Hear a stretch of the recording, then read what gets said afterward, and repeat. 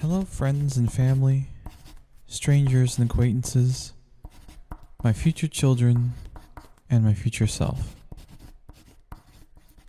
Before we get into the main topic of this entry, I have to talk about what went on in my life this week. This week was interesting. I think I may have experienced my first real panic attack. Now, I'm not someone who suffers from anxiety or depression or anything like that. I'm more or less neurotypical, with the exception that TikTok has made me highly suspect that I may have ADHD. So I don't really know what having a panic attack is like.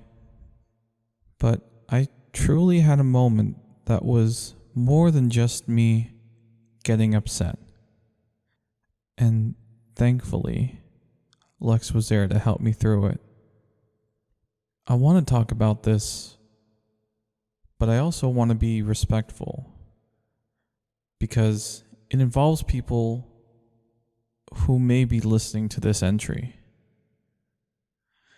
In essence, I was quote unquote part of a conversation that I fundamentally disagreed with. There was one person in the said conversation that I actually did agree with, but the other two people were talking over this person and not really listening to them or giving them the room to speak. Not to say that they weren't letting this person speak at all, but instead, the way they were talking sort of drowned out the person I agreed with. And I watched as they struggled to not get taken by the proverbial rip current of the other two people. And I just stayed silent. Why? Because that's all I could do with the emotional energy I had left over. Most, if not all of it, was spent on just controlling my internal struggle of wanting to speak up, but knowing I did not want debating, confrontation, or worst of all, an all-out argument resulting in a blowout. This is key in understanding my panic attack. But first, it would go against everything this podcast stands for if I didn't discuss why I didn't agree with the other two people. This is a space where I want to be comfortable voicing my truths. This is where I don't want to stay silent. The other two people were voicing opinions that I personally found to be rooted in transphobia and racism. And before I say anything else, let this be heard loud and clear. Black lives matter. Trans lives matter. I will say that again. Black lives matter. Trans lives matter. Although I am a minority living in the United States, I do not have the same experiences as black people have had. The prejudice, the systematic oppression, the history of slavery, how they built this country, and how this country treats them like shit to this very day. I do not want, nor do I have the qualifications to speak for them, But I don't have to be black to recognize, sympathize with their struggles, and know that their lives matter. And to anyone from the LGBTQIA plus community, trans or not, know that I will accept you and your lives matter, as do your pronouns. It doesn't matter to me what you look like or what genitalia you have. If you tell me your pronouns, I will respect them. If your pronouns change, I will respect that. If you don't know your pronouns yet, I will respect that. Whatever name you want to go by, I will respect that. By the way, if anyone is wondering, my pronouns are he, him. But I will accept all pronouns. Everyone is more than welcome to refer to me as she, her, they, them. Getting back to my panic attack. While I was staying silent, all I wanted was one of two things. Either to suddenly interrupt the conversation and insert my opinions, or to leave. Had I gone with the first option, I know with almost 100% certainty that I would not have been able to control my emotions and would have communicated in a way that was not effective. So, in other words, I would have yelled, screamed, and probably rage cried. So I went with the second option, knowing that it was probably going to be awkward to leave so abruptly, and knowing that the other people probably also knew why I was leaving and that I was uncomfortable. But it was better than the alternative. Then later that evening, when I was with Lex, as I was talking to her about what happened, I began to try to explain why I didn't want to go with the first option of speaking my mind. And it was in that moment that I felt like I had a flashback to every single time I had decided to speak my mind to my mom, resulting in a huge blowout screaming match. Every single instance, all at once.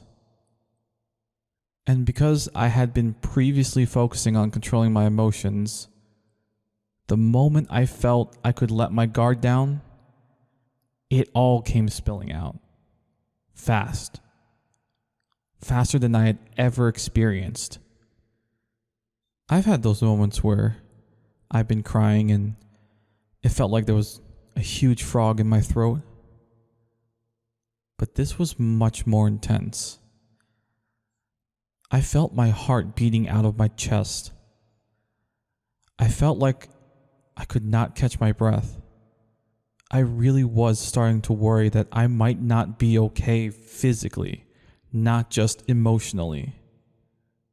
Then I felt something cold on my chest. Lex had got a cold water bottle and laid it on me. She said it was a trick to help with panic attacks. It was at this moment that I realized that may have been the first time I ever experienced anything like that. Half triggered by discussing opinions that I fundamentally disagree with, half triggered by trauma caused by years of emotional abuse from my mom. I thank God, or I guess any and every deity, that I had Lex with me to help me through that. She really is amazing. Unbelievably amazing. Which is why, in this entry, we talk about the place we met, Chick-fil-A. I apologize for the lack of a better transition, but it's the best I've got, and I hope you'll let it slide. So, with that, let's go all in. We are having a great day at Chick-fil-A. How may I serve you today? Is what we would have said a few years ago at the place where it all started, where Lex and I met, and where some shit went down. Oh, yeah, a lot. But before we get to that, Lex, how did you get into Chick-fil-A? As in, like, how did you start working there? I guess initially I didn't really want to work there. I mean, because the whole being queer thing wasn't exactly... Oh, we'll get to that. Oh, yeah. Yeah, that was part of it. Yeah, I kind of started working there because at the time I was putting, like, resumes and stuff in, and it just, like, wasn't really a thing. Like, people weren't really getting hired much, and my parents were really the ones that, like, pushed me to, like, work there because they were like, oh, like, try it. It's, like, the only place I didn't really try. Yeah, that was kind of one of the places I didn't want to work, kind of ironically now. Yeah, I too kind of was a little hesitant to work there. Not because I didn't want to work there, but because I felt like everyone from my high school was working at our local Chick-fil-A. Mm-hmm. And I think, to me, it seemed like the easy route. You just knew too many people? Not necessarily, but just like, well, that's sort of the place where, like, everyone gets accepted. Or at least so I thought. Oh.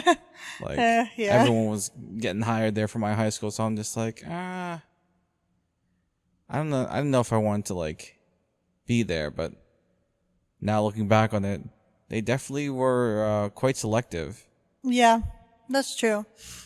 And I mean, obviously, looking back on it now, it's a good thing we did work there in some ways. It's a good thing we did work there? Yeah. What do you mean by that? Well, because we met, so... Oh, well, yes, of course, I mean, of course. Yeah, I don't know if we would That is have been as the close if we hands didn't... down biggest takeaway from working there is Yeah, for real. us meeting. So I guess let's get into what you touched on about working there while being queer, and obviously the whole controversy behind Chick-fil-A and how, you know, that it's a very religious, Christian-based company. Mm-hmm. With very outspoken values, and it's not a secret that for years they donated to, like, anti-LGBTQ groups. Yeah. How did that make you feel being queer and working at Chick-fil-A? Well, like a giant contradiction for the most part. It's a weird relationship I have with it, I think, because people who are queer can be religious, obviously. I wasn't particularly. I also particularly didn't like that they donated to a lot of anti-LGBTQ groups. So that was kind of just overall not great. But from a personal point of view, it's like I wasn't religious. I'm still not very religious. And that it just didn't really align with, like, me as a person, except for the whole, oh, I'm really nice, so I kind of fit in. You know, the great customer service and whatever. But, like, I definitely got a lot of flack from people in my life who, at the time I considered friends, who were also queer. They didn't like that I was working at Chick-fil-A.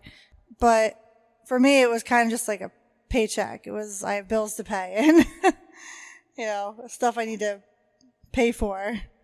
Did you ever consider boycotting Chick-fil-A? Chick-fil-A? Not while I was working there. Certainly not. That was Before that. Before that? No. And I say that mostly because, I mean, I don't necessarily think it was right that they donated money to anti-LGBTQ groups, but I can say that I'm not surprised. It's not weird or, like, out of the realm of possibility or even at all strange that they did and maybe continue to, even though they say they aren't. I don't want to say it goes with the territory or it comes with the territory, but it isn't super surprising that a religious company who has very, like, Christian values, and Christian values tend to not look very fondly upon queer people, would donate to things that are against queer individuals. You know what's funny? You weren't even the only queer person working there. Oh, I know. There were multiple people. I mean, granted, a lot of them weren't out, but still. Yeah. Well, like you said, a paycheck is a paycheck. And that was sort of my first experience in that sort of stuff, like religious values and beliefs and whatnot, how it intermingles with business, in the sense that I didn't think it was that big of a deal. I was like, well, okay, what does that have to do with, the chicken I'm about to eat? But now, like, it's a much different time now, where a lot of people do judge companies based on their values. Yeah, and I think that's accurate a lot of times, especially now when it comes to things like that. I think it's harder when at like a base level, like what can like the lowest employees really do to create an environment that's more nurturing to, like in this instance, queer people. It's like we had a lot of queer people working with us, me included. And, they obviously saw value in working at Chick-fil-A in the same way that, maybe I had. Even though I, like, fundamentally disagreed with a lot of their values, that doesn't mean, the people there weren't valuable, weren't, like, worthwhile in knowing. Right. But yeah, now people definitely judge a company based on their values. Like, look at a lot of people boycotted or started, like, tearing off the tags or burning any of their Carhartt products. Another example would be like Nike, when they did the whole thing with Colin Kaepernick, that whole controversy of him taking a knee during the national anthem. And I'm sure there's many other instances of that now. Oh yeah, I would say that that's probably even more prevalent now than maybe it was then. I feel like that's kind of interesting too. Like, it's a hard place to be, right? Like, when you don't agree with like a company's like a company fundamentally. Right, but you like their product. But you like their product. Or consume their product or service. Yeah, exactly. I feel like that makes it difficult in some ways. And was also difficult, being a worker, like working at Chick-fil-A and then, being queer. And that's even like to this day kind of problematic for me because it doesn't really align, but also like I don't regret my time there. Right. I don't regret my time there either, because even though I disagree with that aspect of their business, every other aspect of their business, I really think they are putting themselves above the rest of the competition. Oh, yeah. Their involvement in community outreach, their customer service, obviously, their efficiency. Mm-hmm. Yeah, like you might see like long lines at Chick-fil-A, but I mean, unless it's super, super peak hours, like they'll still get you your stuff in a rather timely manner. Yeah, definitely agree. Like, efficiency was like kind of the name of the game. Right. And I think their products are just consistent and good. Yeah, I would totally agree with that. It's just like kind of amazing and makes you wonder like how other fast food places, or I guess fast casual places, haven't, I don't want to say exactly like stepped up their game, but it's like Chick-fil-A is doing something right, obviously, for all these people to be, going and flocking to Chick-fil-A. I mean, chicken's good, of course, but there are other restaurants that are at the same level or just about, and they don't have the same atmosphere or the same efficiency as Chick-fil-A has. No, definitely not. I definitely think, yeah, you go there for the food, but you stay there for, the customer service, the atmosphere, Yeah, just a friendly, like, environment for the most part. Right. Like, I don't think I've ever had, like, a bad personal experience, like, one-on-one experience at Chick-fil-A with, like, any individual person behind the counter. Right, yeah. I mean, there's sort of a reason why it's kind of memed how Chick-fil-A workers are like, they'll literally go above and beyond. Yeah. Like they'll chase down your car if you forgot a sauce or something like that. I definitely was sometimes the one to do that. Like being a runner and being like, oh, someone forgot something, having to run out the back door. So going along with the topic of customer service, I'm sure you've been asked, why are our Chick-fil-A employees so nice and so friendly? What would your answer be to that? We're brainwashed. No. We are, all of us. No. It's a cult.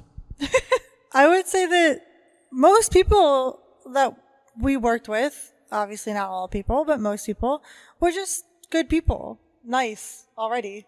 Yeah, I agree with that. There was no brainwashing or beating us in the back No, like definitely not. There was some insistence on saying my pleasure, but I feel like most people didn't. Insistence is putting it lightly. Yeah. Well, I don't know about you, but no one ever deliberately said, "Oh, you have to say this to me," you have to say this like phrase. It was in the training for sure, but nobody specifically said that to me.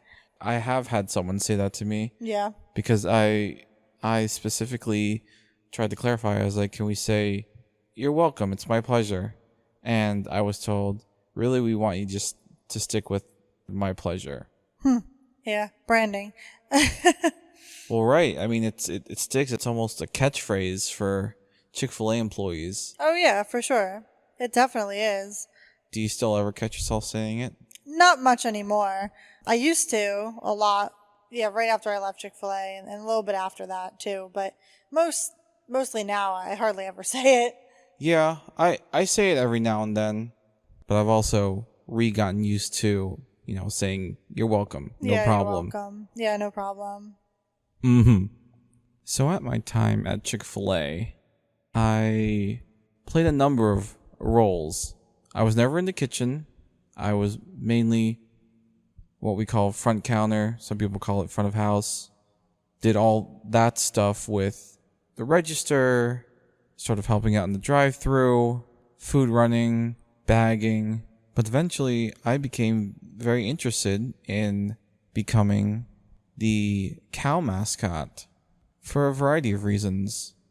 For example, I really do like to entertain people, and I have a background in dance and performing arts, so I thought that this was right up my alley. That's exactly what I was going to say. Right up your alley. Yeah, and I really enjoyed getting out of the store, especially if it meant I was missing like a lunch rush or a dinner rush. You'd have to deal with all the people. I didn't have to deal with all the people. The chaos. And I could come back and everything looks calm, but you can tell like mayhem ensued while I was gone. Oh, yeah. And that would happen like clockwork. Like you knew exactly when we were going to get rushes. And it's funny because the guy who was mainly the cow mascot before me, we pretty much started at the same time. Like I think he got hired like a week or two before me, not to be the cow mascot, but he just got hired, and I guess he was one of the people who they might have asked to be the mascot, and he was like, sure. Why not? Well, yeah, why not? And I don't think they asked me. I think I asked to be the cow mascot, and I think they were saying that there was some sort of height requirement, and I think that may have been why they didn't ask me initially. I don't know. That there could be another reason, but I am 5'6". I am not the tallest, but also not the shortest person. But yeah, let's just say that the other guy, I relieved him of his mascot duties real quick and became the starting player. It was inside the suit. Yeah. You were always the one to go out. I was first string, yes. I just want to take a moment to say that I had a really amazing cow handler who was our hospitality director. And this person was always very nice and very sweet to everyone. And pretty much everyone enjoyed being around our hospitality director. And I was very lucky to also have them as my cow handler for most, if not all, the events I would go to. Because the thing about being the cow is you cannot dress yourself. You can get to a certain point, and I got very good at it, but there's a part where you have to like sort of zip up the entire thing. First of all, the head of the cow is like strapped underneath your arm, so it's not like it's just a headpiece that can fly off and if there's a strong breeze.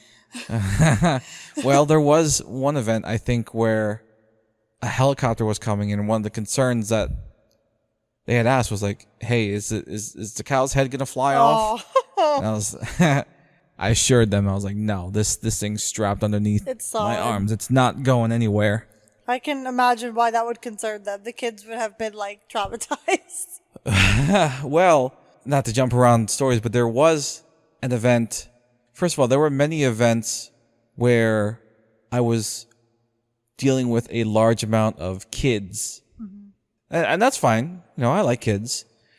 But, there's always those few mischievous, rowdy ones. And this one time, this kid was able to grab onto my hand. I'm already laughing because I know this story. Was able to grab onto my hand and yank off the glove that was sort of the cow hoof. It wasn't really a hoof. It was more like a mitten. And this thing went up, pretty high.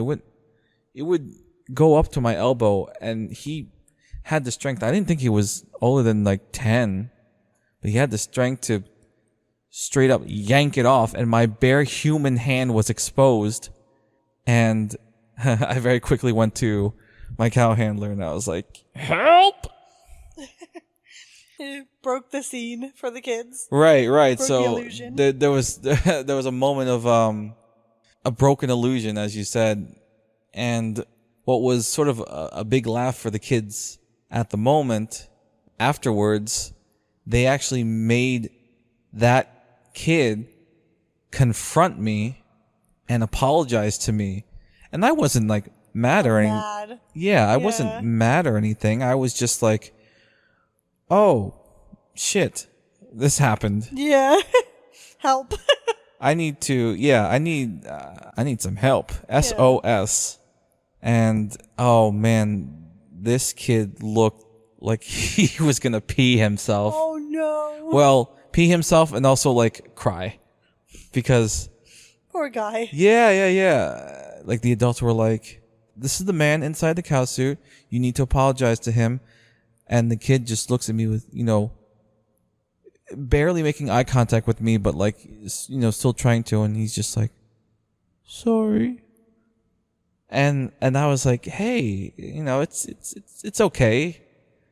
I didn't know exactly how to console him, but yeah, it's like you didn't mean it, probably. Yeah, I didn't, because like I didn't want to say like, oh, these things happen all the time, because that was the only time it ever happened. This isn't normal. But I think the adults wanted me to not like teach him a lesson, but like be firm with him. But at that moment, I was just like, hey, listen, like I'm not angry or anything. Like, oh yeah, no. What happened, and does it suck? Yeah, a little bit, but I'm not holding any grudges on you. You're a kid. You're like what? 10 years old. Like, yeah, like what? Like, come on. I'm surprised it didn't happen more. Yeah, it's true. But I've also I've got to give myself some credit, because like ever since that, I've been a little bit more guarded with when kids like hold on to my hand. Yeah. There have been many times where like if I gone to like a school or like a kids campground, mm-hmm. where as soon as they see me, they all run in a pack. Surround me. You're like Santa Claus. Yeah. Very well. Yes, there have been times where I have been Santa cow. Yeah. But yeah, where the kids come up to me, they surround me, they all want to interact with me, but like this is where I draw some similarities to, I guess, in a way, being like a celebrity, in the sense where, like, if you get bum rushed, if you get mobbed, like, sure, no one means to hurt you, but you could get hurt. Mm-hmm. And so these little kids, that when I'm severely outnumbered and they're all crowding around me, surrounding me, trying to like hug me or whatnot, there's nothing I can do but literally like plant my feet and hold my ground, and I don't know, hope I don't get trampled. I mean, I know they're little kids, but yeah, there have been times, there have been too many of them and I've been knocked over, but I was never seriously injured. The adults would intervene at that point if they saw the cow go down. Yeah. I mean, I hope so. Yeah. But I really did love being a mascot. I loved that I could put my performing arts skills to use. I loved the many perks that came with it. Being out of the store, going to these really cool events. And the thing that my store did was they would give you a free meal as incentive for being the cow. And there was a point where I would do so many events, sometimes multiple events in one day, that like those free meals like sort of stacked up, which was great for, this was like my second job ever. And free food is great. Yeah, free food is great. And that was kind of unique though, because you got like a whole meal, right? It was like... Yeah, the way our store worked was our employee discount was 50% off an entree and a side. Yeah, right. When you were working. When you were working, you had to be working, but we got drinks free all the time. Yeah, it was free drinks, like pretty much. No matter if you were working or not. But if you weren't working that day, if I remember correctly, it was 10% off. Yeah. But yeah, being the cow, I got my entire meal for free, which was great because, listen, that suit is hot. Hot AF. And yeah, you're going to burn a lot of calories just putting it on. Just putting it on. Yeah, because you're really trying to get it on. Right. And difficult. And man, there were some brutal summer events where, I was dripping. Oh, yes, I'm sure. Dripping. I remember sometimes when you'd come back, like from being the cow, you were just like drenched. It was just like, I mean, it makes sense. It's like you're boiling in that suit. Yeah, and I do remember there were these little fans in there that I think you could turn on, but it was pretty much like throwing ice cubes in a volcano. Like it wasn't doing too much. And there was also like this like ice pack vest you could wear, which also oddly enough didn't help either. It just made your chest feel cold, but you were still hot and you were still sweating. So it's like this weird phenomenon of you being hot and sweaty, but cold. Yeah, very targeted cold at the same time. And there was just no good solution. It's like, thanks for trying, but... Yeah. There are many times after a cow event where, like, once I got the head off, I would just go into our walk-in freezer and just sit there. Yeah, that sounds about right. I mean, hell, I would do that. Like, just from running around all day, I would sit in the freezer for, like, a good... Yeah. A good, like, 2-3 minutes just to cool down. Yeah. And then after a year or two of doing that, I eventually expressed interest in also handling some of the marketing side, specifically running some of the social media pages of our specific store. Because I liked social media, I liked being on there, and I also like being creative and creating things, and I thought that would be a good fit. And for a while it was. But then there was a bit of a turning point where it wasn't. And a lot of the normal day-to-day operations would get in the way of me getting some of the marketing work I would have to get done. And then also on top of that, being the cow mascot. Yeah, like you were just trying to... You had a lot on your plate. Right. Basically. They just piled more stuff. And it got to a point where there was a bit of contention. And I think the breaking point...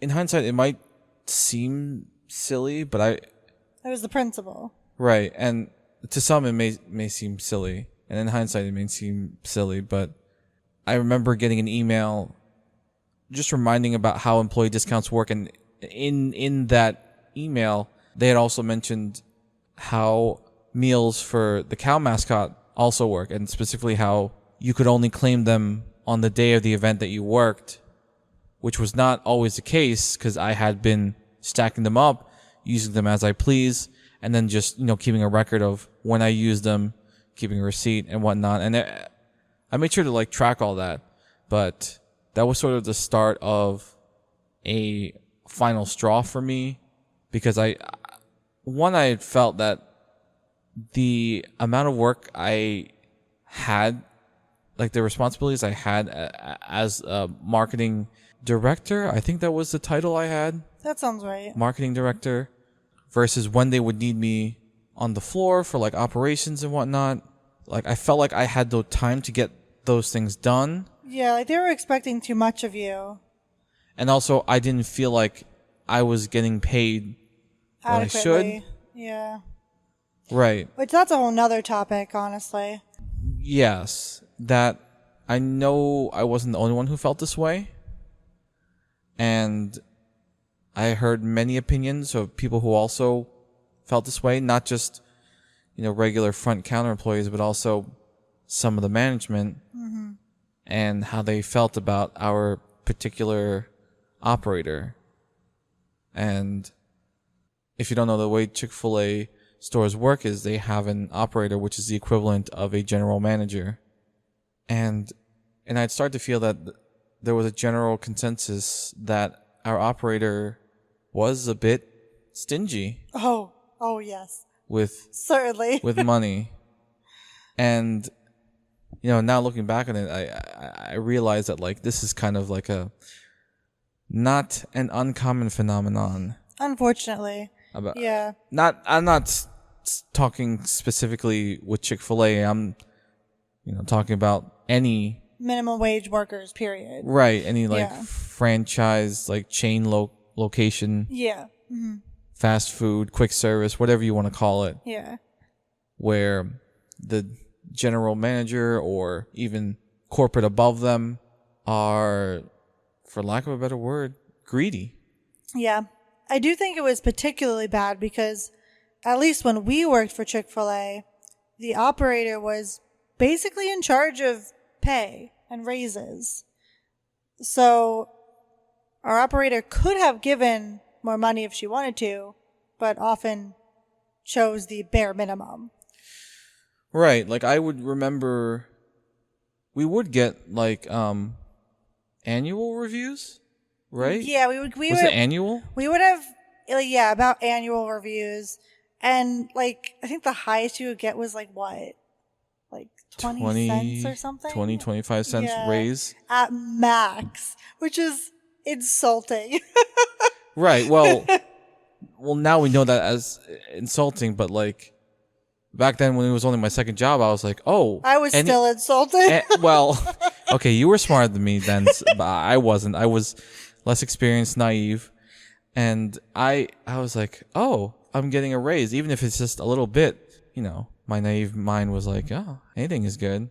I totally get that mentality. But after the, I don't know, I was working there for 4 years and I was just getting 25-cent raises. Yeah. The only significant wage increase I saw was, I think, because our state minimum wage increased. Yeah. $1 or so. Which that's nice. And but any annual review type deal that came with a wage increase, I don't think even totaled $1 throughout my entire time there. Yeah, no, and obviously cost of living probably goes up way more than that. So right, I'm wow, cool, thanks. So total combined out of my 2.5 years of working there, from these annual reviews, I may have gotten 45 cents of an increase. Yeah, I made $1, which is sad.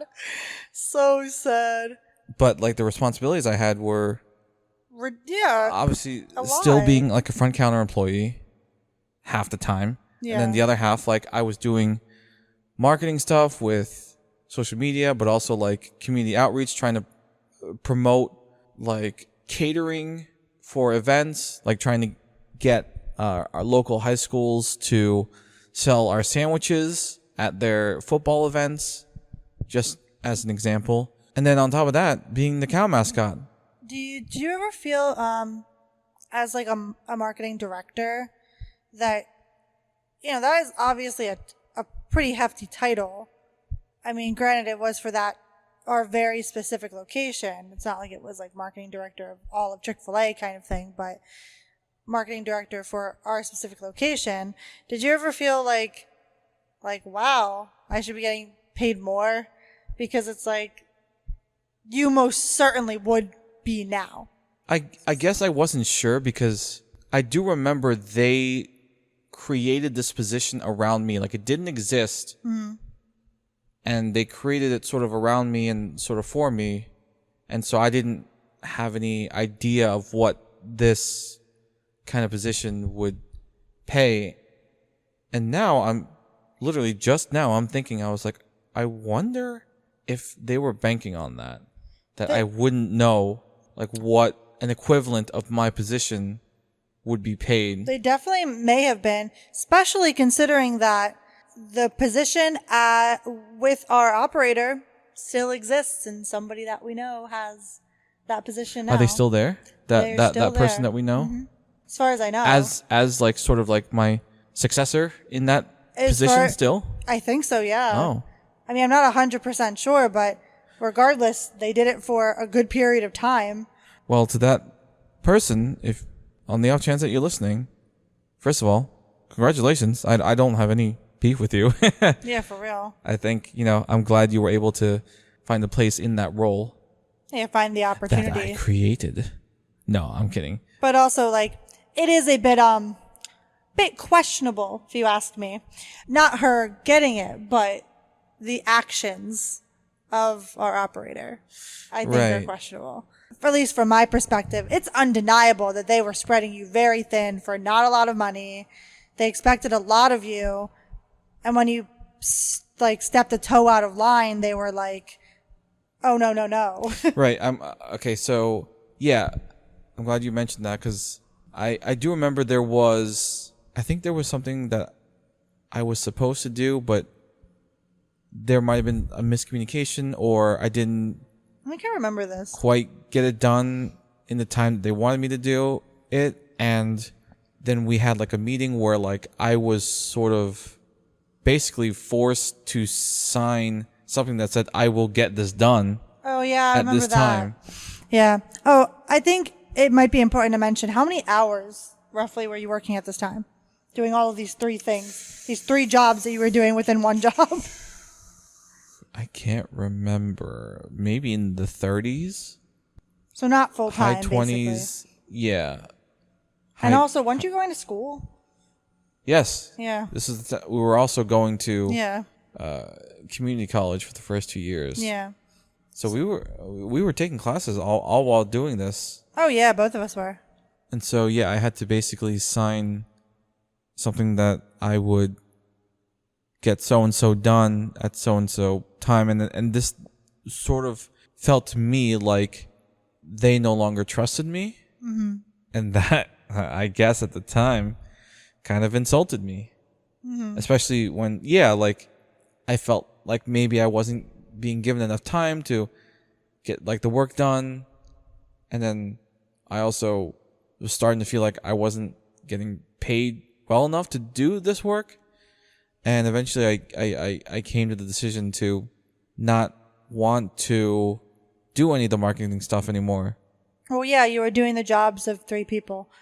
Right. And so I kindly wrote them a letter and told them that, I wish to not do this marketing stuff anymore, and to just be a front counter employee and a cow mascot. Yeah. Which is what your original kind of setup was. Right. I do feel a little bad because the hospitality director, who, if you remember, was also the cow handler, was kind of caught in the middle of all this. And when I stepped down from the marketing stuff, it there was a bit of awkwardness there.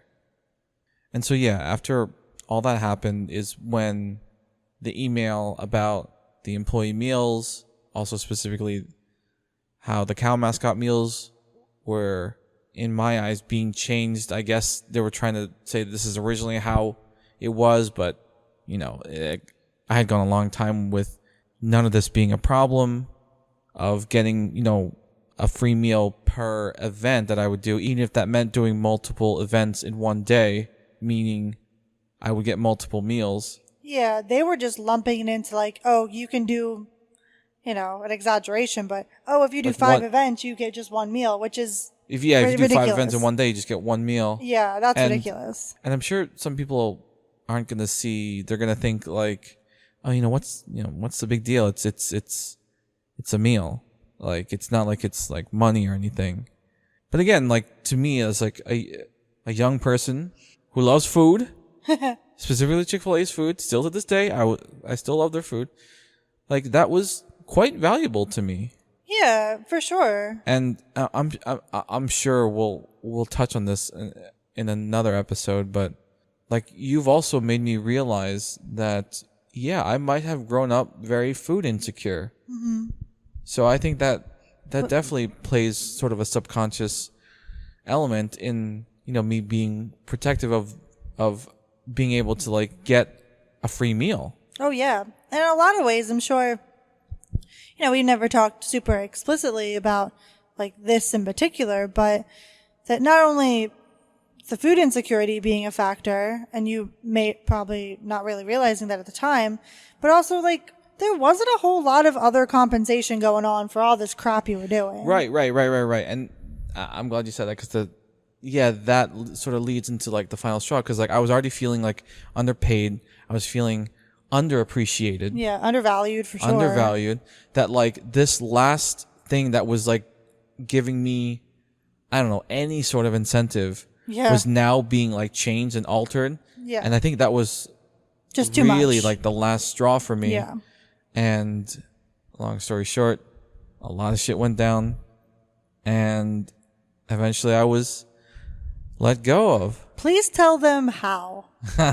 Because this pisses me off to this day. You know what I just remembered? I don't know if you wanted me to talk about this, but this was, I just so happened to get a new hairstyle that I totally forgot about that. I'll touch on. So yeah, the day it happened, I'm actually going to back up a little bit and give a little bit of an antidote that will tie in. I had been wanting to do something with my hair that I wasn't sure was okay with Chick-fil-A's policies, and I guess, would that be considered dress code? I guess dress code, yeah. Hair code, whatever. Where I wanted to dye the middle part of it blonde. Just, one streak right in the middle. And I wanted to do that because I was basing it off of one of my favorite characters in anime, which is Nishinoya from Haikyuu. But that's besides the point. And I remember texting my operator and also some of the other management right underneath them if this was okay. And the reason why I wasn't sure if it was okay was because you weren't allowed to have quote unquote unnatural colors in your hair. Yeah, like blues or purples. Right. So in my mind, I was like, okay, this is technically a natural if hair it's color. blonde, it's natural. It's not your natural, but it's definitely not my natural. But it's a natural hair color. But it is a natural hair color. Yeah, it wasn't like straight up yellow. It was blonde. Right. And I tried to give ample time before my hair appointment, and I got no response. From any of them, right? Well, no, I got from some of them, but they couldn't give me a definite answer. And the one who I didn't get was the operator's response specifically. And at that point, I was kind of just like, whatever, fuck it. I'm gonna do it anyway, and whatever. Like, I'm wearing a hat anyway. Like, you're not gonna see it unless I take it off. Exactly, and I can't say that was uncommon of her to just like not respond to things. Yeah. So how that ties in is that day was the first day I had been back to work with my new hair, and my operator had not seen it despite me trying to tell them trying to ask them, hey, is this okay? And I remember the operator saw me, passed me, went to the bathroom, I think, and then came right back out and was like, all right, you want to do this here? And I was just like, what? You want to talk about all the issues I've been trying to bring up? Sure, we can do it here. All that was in my mind. I didn't say any of that out loud. I didn't know exactly what my operator was referring to, but... Well, where were you? Oh, yes, that's a very important detail. We were right in the lobby, in a booth, right by like the corner where the bathrooms are. Yep. And it's very important to note that if you remember, the person we were referring to, who later on went to succeed in my creative position, was also there. And so was I. So, and you too. Yeah, you were there too, Lex. So it was me, you, and future marketing director. Yeah. Well, you and I were sitting in the same booth. The future marketing director was literally one booth away with their back to us, right? Yeah, I think that's but true. Definitely within earshot. Yeah. So yeah, and then so the operator came over and basically was like, yeah, this is it. I was gonna say, like, she didn't even say the actual words. Like, yeah, it's so funny because they didn't even say the actual words, like, you're fired. Yeah, or you're being let go. Or you're being let go. They kind of just very heavily hinted towards it. Yeah, like, it wasn't direct at all. And then also, what was funny was they even tried to justify it in the sense that they heard I was graduating from community college and going off to a more traditional 4-year college, which was about 45 minutes away from my hometown, but was still far enough away where, like, I eventually went on to live on campus and might have, like, tried to transfer stores anyway. And yeah, our operator tried to, like, use that as, like, justification as for one of the reasons why I was being let go of. Yeah, which is like grasping at straws if I've ever seen it. And again, another funny thing out of a somewhat serious situation was my dumbass was like, oh man, this is my last day. And so I still went in and clocked in, not realizing that, like,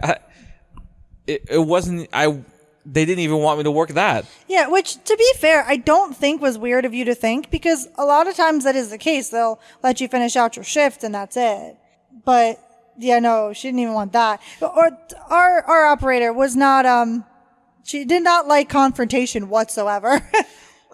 In fairness, I don't either. No, but she was way worse than you ever were.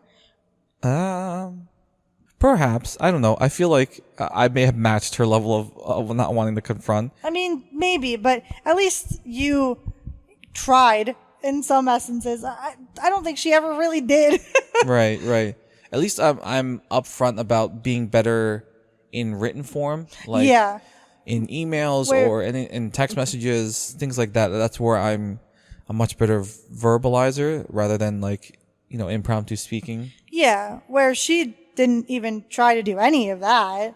Yeah. There was no direct communication hardly at all on her end. And I do remember specifically one email that was very, very well written that you and I speculated was not even written by her. Oh, I doubt that was her. It was her lawyer. Yeah. For sure. But yeah, I was never told specifically, like, the words that I'm being let go of or you're fired or anything like that. And I also was not ever given a reason. No, wasn't given a reason. Wasn't given. It was in the lobby, in front of customers, in front of our other coworkers, in front of me. I just remembered everything. Oh my God. I remembered what? A very important detail I have missed throughout this whole story that is very much a catalyst in all this. So after I was feeling fed up with being undervalued, underappreciated, and whatnot. It also happened to be around the same time that I was launching, not my first YouTube channel, but what I consider now my first main YouTube channel, all in one. Oh my God. Yes. Wow. I can't believe you forgot this. I can't believe, yeah. Wow. We literally had a moment where I took the mic off and I was like, what happened during this? How did the downfall and neither occur? one of us can remember. We That's couldn't real remember. bad. So here is what while. happened. Doing this, creating a YouTube channel, I was trying all different kinds of content. It was literally a variety. I had no niche, and I thought, what would be cool? To make a video on what it's really like to work at Chick-fil-A. And I made this video while I was still working at Chick-fil-A, which I now have learned for anywhere you're at, like that's probably a big no-no. Even if I guess if all you're doing is complimenting them, then it might be okay. But if you're trying to critique them while you're still working for them on a public format like that, it's probably a big no-no. It's probably not okay, but it should be okay. But it's probably not okay. In my sort of young, rebellious kind of ways, I thought, I should be able to speak freely. First Amendment, freedom of speech. And so I thought I was very much in my right to make something like this where, and you know what, the video itself too, I thought I was being very fair in the sense that like, I really did tell what I liked and I really did try to give constructive criticism and voice my complaints in a way that wasn't attacking, but was very much... It's balanced. Yeah. You weren't just like straight up bashing them. Very fairly critical. Yeah, constructive criticism, if you will. Yeah, and I was asked by my hospitality director to remove this, and I explained, how I didn't want to do that and how I felt this was, I was within my rights to make something like this, and I think that is what was my operator's last straw in me. Making something like that. To which, afterwards, I made a follow-up video titled What It's Really Like to Be Fired from Chick-fil-A. Yeah. But since then, both videos have been set to private. They're no longer like public for a few reasons. One, I've rebranded my channel to be niched down to specifically esports and gaming. But also, I guess it was just... Yeah, I guess overall, like my intentions when I was making them was kind of negative, and I guess I was just to like really move on from that. I was like, these can't be public. Yeah, and also fair. And also, I have no idea if maybe like my operator was gearing up to like use those videos against me in some sort of court law thing. I don't know. So I didn't want to take my chances. I was just like, all right, these are going away now. Even though, there was another video I made. We actually made this together. Top 10 Chick-fil-A hacks. Oh, yeah. That video went so viral that at one point it was making me some serious money from YouTube ad revenue. Yeah. Serious money. Which is crazy to think. Serious. I guess it depends on what you consider serious money, but it was enough to almost pay my rent now. Yeah. Yeah. So that's serious to me. I mean, yeah, that's definitely, but it was a pretty good chunk of money, especially for that time. Yeah, so to make that private hurt me. Yeah. Yeah. I mean, it's understandable. Like, you've grown and you've moved on from it. The experiences itself were, at least for you in that way, were kind of shitty. Like, there were good things, but obviously a lot of bad things as well. Yeah, I mean, I definitely, it's been maybe about 8 years or so since this all happened. I feel like there are definitely things that like I could have handled better, but I think I still stand firmly behind what I tried to do, which was voice my concerns about feeling undervalued and underappreciated, which I know I was not alone in feeling that. Oh, yeah, no, not by any stretch.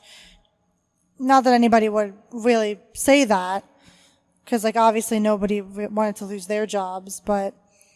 Right. That's really what sucked, because I know to some people, like, they couldn't afford to speak up like that, and it's not like I felt like I could afford to, but I don't know, I went with my morals, I guess. Yeah, like, you took the road that was maybe less traveled by, in the sense of, you said, money be damned, like... Yeah, I kind of wanted to, I don't make know, a statement. start a movement, maybe. Yeah, make a point. I think I also attribute a small portion of this behind the fact that, like, this was when Bernie Sanders was quite on the rise. And I'm a Bernie bro through and through, feel the burn. And so, like, hearing him just want to, like no nonsense take on all the billionaires of the world, like... Dismantle the establishment. Dismantle the establishment. I was super hyped up on Bernie rage. I'm just like, I'm going to do this in my Chick-fil-A. I mean, honestly, true that. I mean, whatever you think about Bernie, personally or politically or whatever, it's just like, to say that the systems that we currently have now, like, it's not working for the people on the very bottom. It's not happening. No. And you were trying to make things better, maybe, or at least make a point to be like, hey, people are kind of not liking this situation. Right. And unfortunately, I don't think it got through very well. Right, and we were the bottom 99% in our Chick-fil-A. Oh, yeah, for sure. Thinking back on some of that still makes me a little bit angry about how things were handled, and particularly within the fact of, now it's a little bit different because, like, we are more adults than we were then, but we were, like, barely, like, we were like teenagers, barely in our 20s when we were working there. I got fired right before my 21st birthday. Yeah. I'll remember that. Forever. Yeah. Yeah. And, like, I just think it was pretty unfortunate and not exactly a great example to be setting for people that work for you or work under you. I just feel I expected more of the adults in our lives at that point, especially. And it's like, why did nobody, like, it just all felt very wrong to me. And I just expected so much more, and largely very disappointed in how all of that went, even now. And again, not to make light of a serious situation, but something funny right after getting fired was I went to the movies. Yeah, you went to the movies. And I watched, I watched Batman vs. Superman, Dawn of Justice. And I thoroughly enjoyed it. I know a lot of people don't like that movie, but I enjoyed it. At least, tried to keep my mind off of what the fuck just happened. Yeah, you really needed to, like, get your mind off of the right. fucking fucked up shit that just happened. And to add to the fucked up shit, like, I still had to work like an 8-hour shift that day. Yeah. And at that point, like, it's a very known thing that you and I are very close. Mm-hmm. So, and I'm sure word spread quickly about what happened with me. I'm pretty sure no one knew that was happening. I don't even think my hospitality director knew that was happening, because I think they were expecting that I was going to do a cow mascot event that day. That day. Oh, another funny thing is I remember thinking, well, at least I don't have to do that event. I don't think I was looking forward to it. So I was just like, well, at least I got out of that. It's like positives. Yeah. Yeah, it did seem very haphazard of our operator. Like, she just woke up and made that decision. Like there wasn't a lot of planning. At least it didn't seem that way. At least, like, communication of that to everybody else, or at least people important, like my hospitality director. Yeah. which, that just shows a great consideration for all the people that are working for you. So that's basically the like train of thought, and just how she was with everything. Maybe not always meaning to be inconsiderate, but pretty much always coming off that way. Yeah. And again, I had heard some inside stories from my hospitality director of things that like I couldn't have known because it was all management stuff about how she was with the team leaders and, specifically monetarily. And I would remember stories of how, we would work all year to reach this certain goal, and our operator would get this big bonus, and then the fraction that the team leaders got was minuscule in comparison. And then by even more comparison, we got nothing. and do you remember that one I think New Year's Day where we came in? I think the store was closed, but we came in and our sort of bonus as employees was they brought in a money machine. Money machine. Yeah, one of those things that it's like kind of like a telephone booth that there's like a fan at the bottom and it blows around like bills of money and you have to try to catch it. Yeah. And on top of that, we didn't know until we got there that we would be blindfolded too, so we couldn't even see the money we were trying to catch. And it just adds insult to injury. Right. And I think what maybe the operator was going for, this sort of like fun kind of event. Yeah. In hindsight, it's kind of like demeaning. Oh, yeah. A bit to like... Yeah. Like, I mean, I think in a different context, it would have been fun, right? Yeah. It definitely would have been fun. But in the context that we were in, it just seemed like just knowing who she portrayed herself to be at work, it was kind of demeaning, and it was kind of silly and not in like a fun way. Yeah, yeah. It's just like, or at least, I mean, like at the time, I thought, oh, this is kind of fun. We can. I also thought it was kind of fun at the time. Some money, but it wasn't until, my hospitality director pointed out that they thought that was rather demeaning.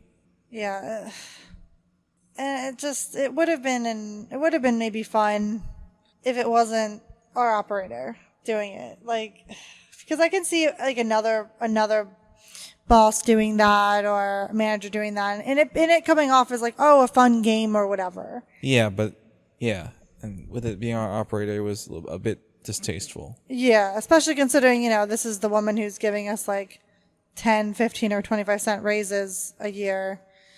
Like that's it. Like come on, and I can't say that was ideal. Like right. It's like. So basically, if you didn't catch anything, well, you don't get anything. Basically. Yeah. And it does suck that this is not an uncommon thing in the food industry, the customer service industry, of having rather stingy bosses and leaders and managers. Yeah. That even if it's not directly paying employees a fair wage, it also manifests itself in other ways, like not wanting to repair a certain type of machine that would make efficiency work a lot better just to save a buck, but really in reality you're not. In the long run, you're going to be costing yourself a lot more. Oh yeah, for sure. And it's just that short-sightedness, and also like not listening to employees. Yeah. That there's going to be a day of reckoning. Yeah, and particularly like with other companies, sometimes the managers don't, control the pay. Right. With like bigger corporations or bigger companies, but in Chick-fil-A's very specific case, the operators do. So right. The fact that this was her decision makes it even worse. It just makes it all the more worse because, she thought that was what we were worth. And apparently that doesn't add up to very much. Right. Going back to, You being fired. Yeah, Juan got fired. And I worked another 2 years after that. I don't know why. I did really want you to just walk out with me on that day, but I do kind of wish I did. I also understand, and I don't hold it against you why you didn't. Yeah. And I definitely, I feel a little bit mixed with that because it's like, on one hand, I wish I did, but on the other hand, I was very annoyed at some of the things you were doing too that were like kind of rocking the boat, even though like I did understand your vision, which to be fair, I understand it way more now than I did then. But, and this kind of also speaks to a little bit of our differences where, you know, you're a little bit more willing to go after certain things where I'm a little bit more like, I need that like safety net, like that security. Right. I'm a little bit more willing to take a risk, especially if it means taking a chance on myself. Yeah. If that's the risk, then I'm willing to bet on myself. Exactly. And that was certainly not a risk, at least not at that point, that I was willing to take. I get that.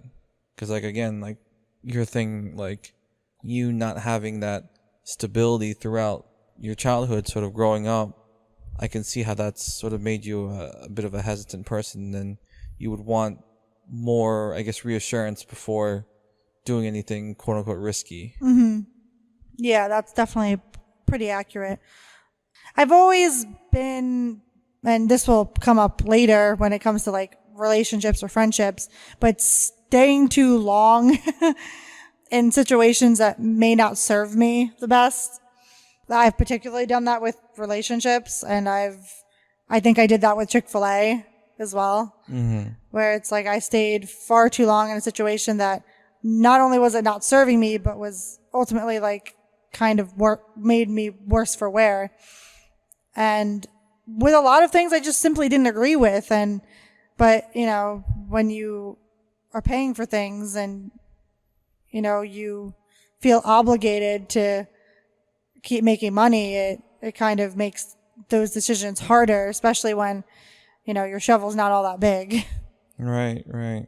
And so, very briefly, do you want to talk about how, like, after I was fired, you still went on to work for another 2 years? Yeah, another at Chick-fil-A. Another 2 years.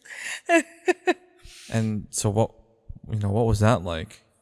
Well, You know, after being quite public with our friendship and our alleged affairs. not that anybody knew about that. We didn't tell anybody about that for a little bit. For a little bit. But yeah, after you were fired, things are just kind of weird because, well, I was mostly there for you, but it just got strange because everybody was asking me like, "Oh, what happened? Like, what do you know?" Basically, and so many people asked me that question, and that wasn't a fun time because like I didn't want to like constantly have to tell people what happened, but also it wasn't really my story to tell in the first place because it's your business. And I didn't want to be spreading that around. But also weird shit like my manager, and operators, like, and our operator pulling me into the office and being like, "Hey, we know she didn't say this like verbatim, but this was the essence of the conversation. It was like, yeah, we fired Juan, but we don't want you to feel awkward or Too late. or bad about this situation at all." Too late. And like I basically was stunned. Like I didn't know what to say to that at all. But I wanted to be, like too late. And also like it was already awkward. I was literally there when you fired him. You fired him in front of me. And then I had to work like an 8-hour shift. So how you've made it awkward. You've already made it awkward. You know, like I said before, I stay too long with things that don't necessarily serve me. And that was definitely one of those situations. And it was hard because people always had a lot of questions and they were always directing them at me. And like, I didn't really have a whole lot of answers for them, and that wasn't really a whole lot of fun. And I just felt like overall people, whatever they had thought about you also kind of just pertained to me because we were so close. And even if that wasn't necessarily true, it definitely felt that way. Like it was kind of stigmatizing. And it was just a really super weird situation. And it only got weirder and was made weirder by the fact that people would still ask how you were, but then, also be like, oh yeah, he got fired kind of thing. Like it was just a weird dichotomy about it. Like, yeah. Just being in one breath being like, hey, how's Juan doing? What's he up to now? And then the next breath asking how you got fired, or like just all the specifics and like the nitty gritty details. And that went on like that for a month, probably. If anyone's still curious, this is the episode for you. Yeah, for real. I mean, the details are definitely fuzzy, but obviously like that did wane after a while, and that wasn't that big of a deal. But yeah, in the immediate aftermath, that was not great, and it was made super awkward, and just kind of made working at Chick-fil-A like a whole hell of a lot less fun. I always say like the first 2 years were good and the last 2 years were bad. Yeah. Because it was really the truth. Yeah. I have an idea to sort of wrap this up. Why don't we talk about our funniest Chick-fil-A story, or our most memorable story that happened while working at Chick-fil-A? I remember this one time where for some reason this kid decided to lock himself in the bathroom stall and just keep flushing the toilet over and over again. I remember that. And I don't know why. Like, I had to be the one to crawl under there and get him out. I don't know where his parents were, but yeah, I had to do that, which is funny in hindsight. But I was just like, what the fuck is going on? Yeah, it makes sense. I also, this one's a bit of a weird one. Like, as I'm walking about the dining room with my partner in crime, not you partner in crime, but my other partner in crime for dining room, a sweet older lady. I'm a name dropper. Who cares? Marianne. She is lovely. She is lovely. She actually inquired about us just the other day. Oh, did she? Yes, because my mom told me and she wanted to I know miss how we her. were doing. Yeah, we miss her. She's lovely. Marianne, this lovely older lady. We ran that dining room together, and I think I was helping her change the trash, or we were about to change this trash when we see this one guy take a cup that was already in the trash out and take a sip of it and put it back in. And we just both looked at each other. Yep. Tears in our eyes because we're holding back laughter, and we like run to the back and we just like burst into laughter. And I just remember her saying, "I've seen it all." Yeah. Oh my God. Oh my God. She was great. But to be fair, that the person who did that, I think, might have been a special needs person. So I mean, and they were, the way how the trash was set up, it was very close to like this one table booth situation. So it was within arm's reach of this person. So I guess they decided to just make that their cup holder for the moment. I guess so. That's interesting. I do not recommend that, but to each their own. Yeah, to each their own. You can do. I guess that's fine. Yeah. Maybe not the most sanitary, but you do you. I do remember getting asked, "Y'all got buckets of chicken?" Oh God, all the I'm just time. like, no, we are not KFC. I've also been asked, "Aren't y'all 24/7?" I was like, "No, we are very famously closed on Sundays." I know. Like, what the? Like, why? It literally says it on the sign. Like, and like multiple places around the restaurant. Like, To be fair though, before I started working at Chick-fil-A, I think I'd only been there like 3 times maximum. I had no idea. That's crazy because I went anything there about all the Chick-fil-A. time. Yeah, like I really didn't know Chick-fil-A's background, its history. Yeah. I mean, to be fair, neither did I. Most of the time I was going there when I was a teenager. Yeah, I yeah. didn't really. I have a couple stories. Okay. They're kind of short little anecdotes, but the things that I remember most. Chick-fil-A had a lot of like little kids, come in a lot. And there was this little girl that she didn't come in particularly too much, but I did recognize her. And, she was just hanging out with her parents. And our operator actually had noticed that this little girl kept kind of like following me, like every time I would go out to run some food. Like she'd kind of be like tailing behind me and kind of just like not on the back of my heels or anything, but kind of just watching what I was doing. And I didn't really notice it because, Chick-fil-A is busy. There's a lot of people. I'm not going to watch this kid. I'm just trying to not knock him over as I'm running around. But I'm going back and forth, and I go back and forth a couple times. And eventually this little girl comes up to me and like she asked me if, for like a little cup of water and like for some sauces for like her mom or something. And I just like get down on her level and I give her the drink and I give her the sauces and she just like kind of smiles at me and thanks me and walks away. Then our operator comes up and is like, "Oh, that little girl's like looking at you like you're a princess. Like, do you know her?" And I'm just like, "No, I don't know her. Like I've seen her a couple times, but that's about it."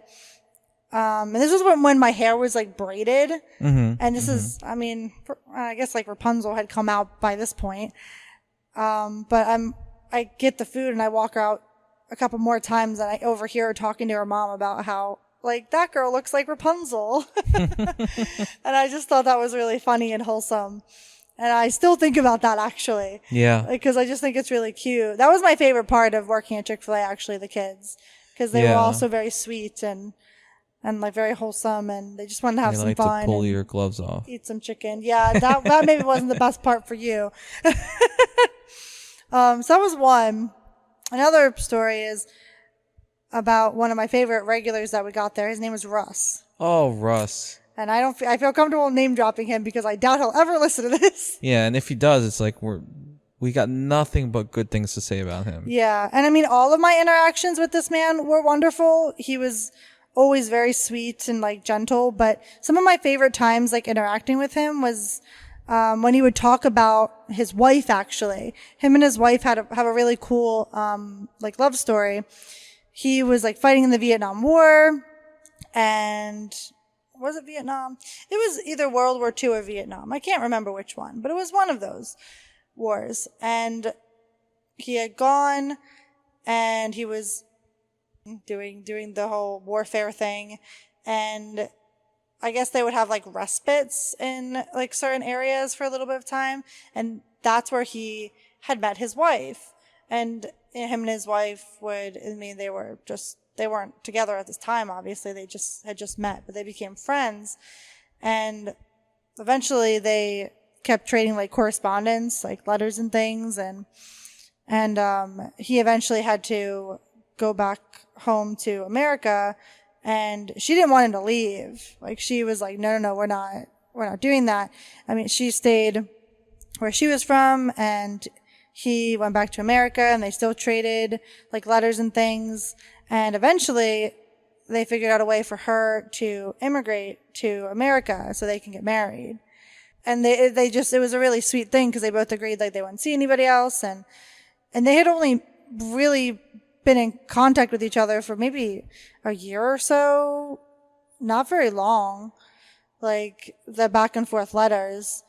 And they like, from what I remember, they were still married and they had like 3 kids or something like that. And he also at one point had cancer, and he always said that his wife was like one of his like strongest supporters when it came to like really anything, but particularly when he was sick, because he felt like he wasn't like worth it anymore, like didn't have strength, and was very ill, and in typical masculine fashion, feeling like his worth was tied to everything that he could do.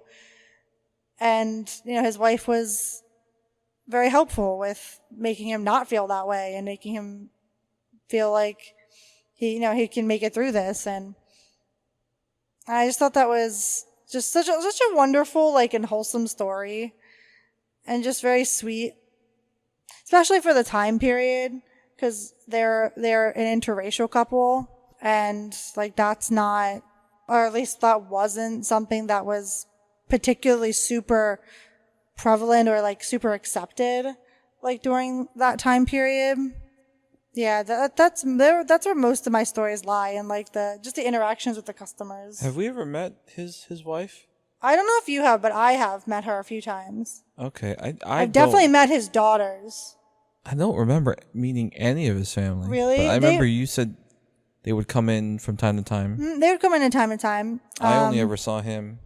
Yeah, he would come in like all the time, but he did come in with his family every so often. Like with his wife, he would come in, and like with his daughters when they were in town. He would also read a lot, which I loved, because I'd always ask him about his books and like what he was reading, because I love to read, so I'm always interested in what other people are reading. But he was just such a nice old man. Like, yeah, very, very nice older gentleman. Yeah, not crotchety or no, awful at all. Like, no, he was just sweet, like old man. so wonderful, and he had a very specific order. Yes, do you remember it? I do remember it. It was soft fries and a side salad. No tomatoes? No cheese, no tomatoes. And then we had special dressing. He had Thousand Island dressing? Yeah, I think it was Thousand Island dressing. That, like, and we kept it in the fridge. Kept it in one of our mini fridges in the front counter. It was only for him. That's how much of a regular he was. Yeah, he came in like pretty much every day. Yeah. Yeah. And would get the same thing every time. He'd usually have a book with him. He'd read. Small Coke? And yes. Small Diet Coke. It was kind of both, because I think he had diabetes at one point. Like I don't think he had diabetes when we first started working there, but he did towards like the middle part, and he started getting Diet Coke. Okay. But he would sometimes still do a regular Coke. Yeah. Depending on how he was feeling, I guess. Would he sometimes get an ice cream? I don't know why. I feel like he would get a cone or something. I think he did occasionally. I know that wasn't like that often of a thing. No, though. not often at all. But maybe if he just wanted like a different kind of treat. I know he did like ice cream though. He would always like talk about his favorite ice creams and stuff. Well, we ran into him one time at Target. Yeah, we did. He was looking for ice cream. He was looking for a certain type of popsicle. Yeah, I think. like a popsicle. I remember him asking one of the Target employees, like, "Do you have this?" And I don't think they did. No, they didn't. And he also saw us, and he didn't recognize us at first, I don't think. Yeah, I think we recognized him before he recognized us. Yeah. I mean, out of context, I guess. Right. I did see him out and about a few times, though. Oh, yeah? Yeah. Like, sometimes I'd say hi, sometimes I didn't, but... Well, wherever he is, hope he's doing well. Yeah, me too. He was a wonderful man. Yeah.